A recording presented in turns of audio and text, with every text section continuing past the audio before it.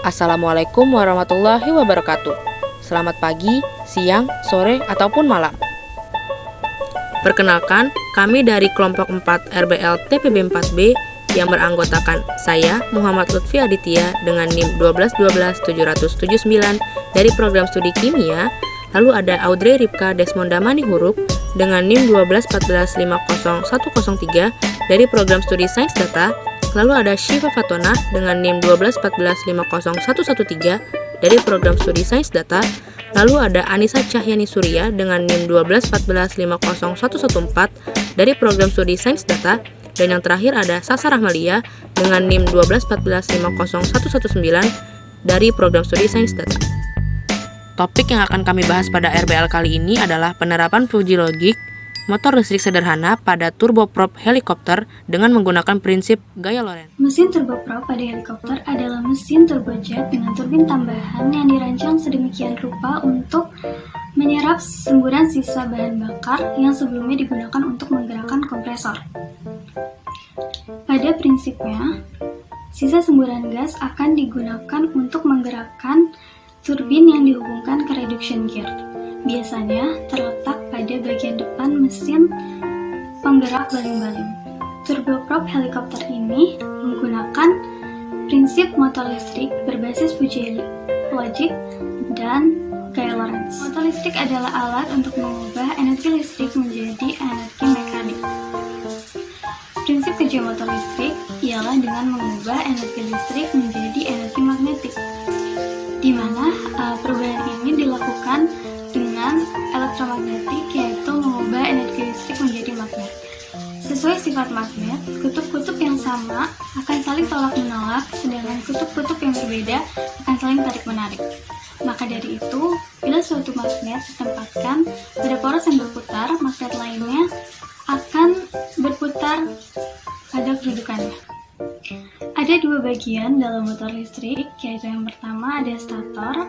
Bagian ini adalah bagian yang tidak bergerak dan tidak berguna untuk menghasilkan medan magnet tetap dan elektromagnetik. Stator terdiri dari beberapa bagian.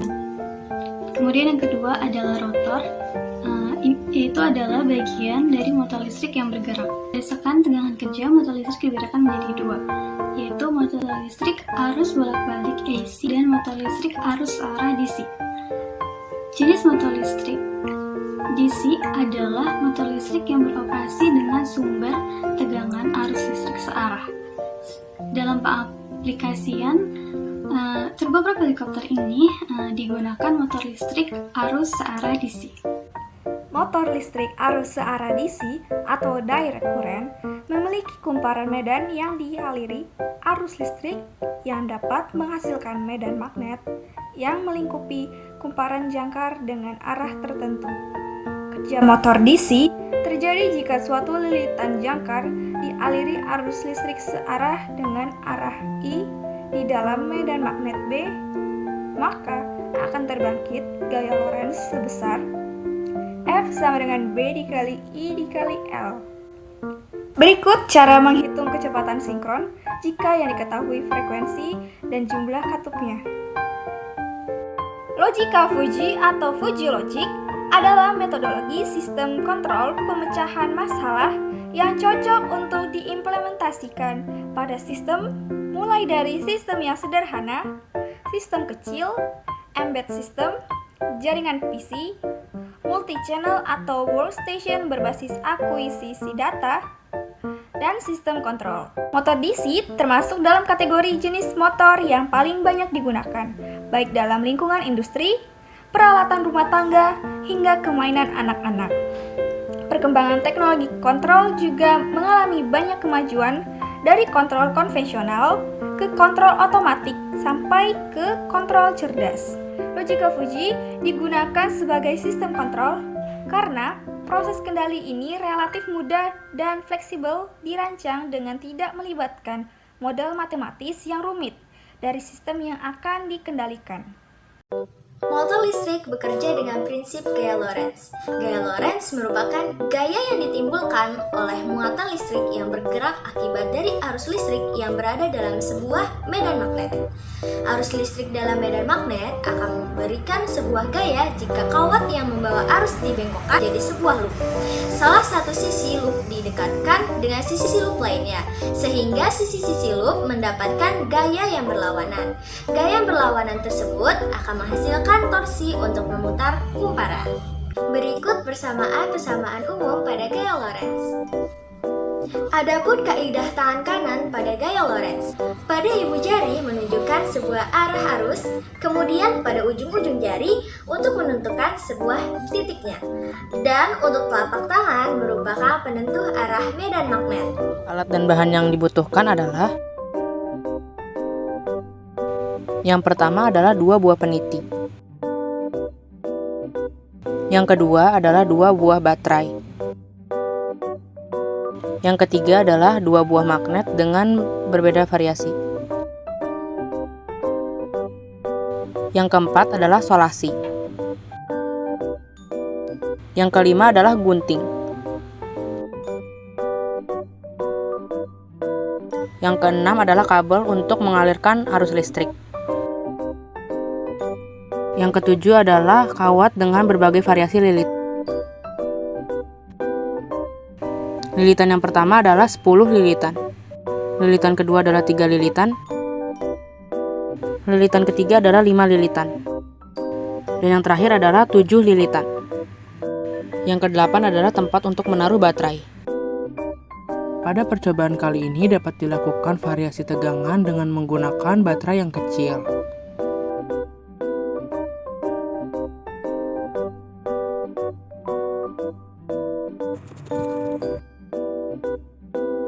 Setelah selesai, dilakukan percobaan dengan menggunakan magnet yang kecil dan kawat dengan 3 lilitan.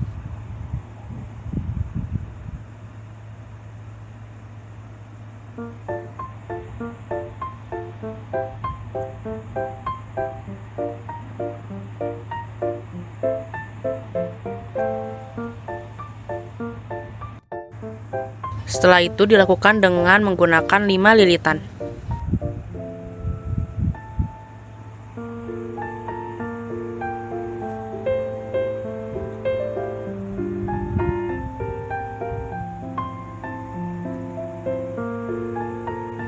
Lalu dilakukan dengan 7 lilitan.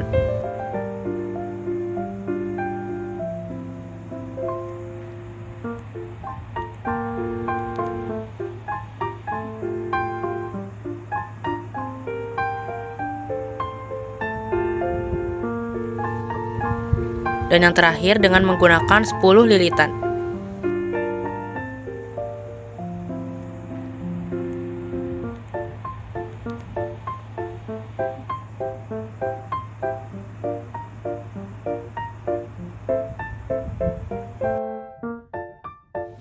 Kemudian dilakukan variasi percobaan dengan menggunakan magnet besar dan kawat 3 lilitan.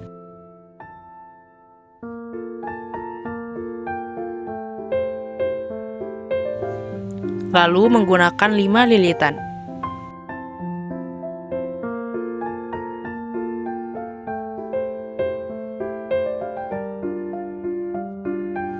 Selanjutnya dengan menggunakan 7 lilitan.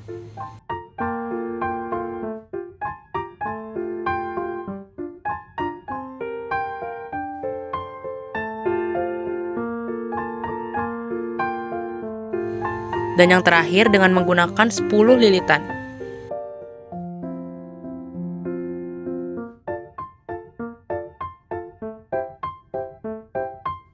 Dari pembuatan motor listrik sederhana yang telah dilakukan, dapat disimpulkan beberapa pengaruh variabel listrik dan magnet.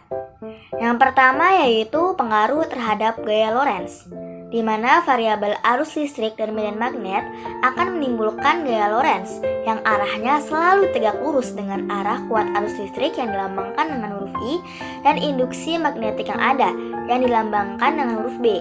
Hal ini sesuai dengan persamaan umum gaya Lorentz yang telah dibahas sebelumnya, di mana variabel B dan variabel I berbanding lurus dengan gaya Lorentz-nya. Yang kedua yaitu pengaruh terhadap motor listrik, di mana variabel arus listrik konduktor dan medan magnet dapat menghasilkan kekuatan pada motor listrik sehingga dapat beroperasi. di mana jika tidak ada salah satu dari variabel tersebut, maka motor listrik tidak dapat beroperasi. Dan yang ketiga yaitu pengaruh terhadap fuzzy logic, di mana penggerak kecepatan variabel dengan listrik adalah sistem listrik yang disusun dari motor, pengontrol operator baik manual ataupun otomatis, sehingga fuzzy logic mampu mengatur kecepatan maupun torsi dari motor, pengontrol penggerak, dan pengontrol operator. Jenis turboprop memiliki sistem yang tidak jauh berbeda dengan turbojet. Akan tetapi, energi yang dihasilkan oleh putaran propeller mencapai angka sebesar 85%, di mana putaran propeller ini digerakkan oleh turbin yang menerima ekspansi energi dari hasil pembakaran. Segala sesuatu pasti memiliki kelemahan dan keunggulan. Berikut beberapa keunggulan dan kelemahan dari mesin turboprop helikopter. Keunggulan turboprop. Yang pertama, lebih irit dalam penggunaan bahan bakar. Yang kedua, kebisingan rendah.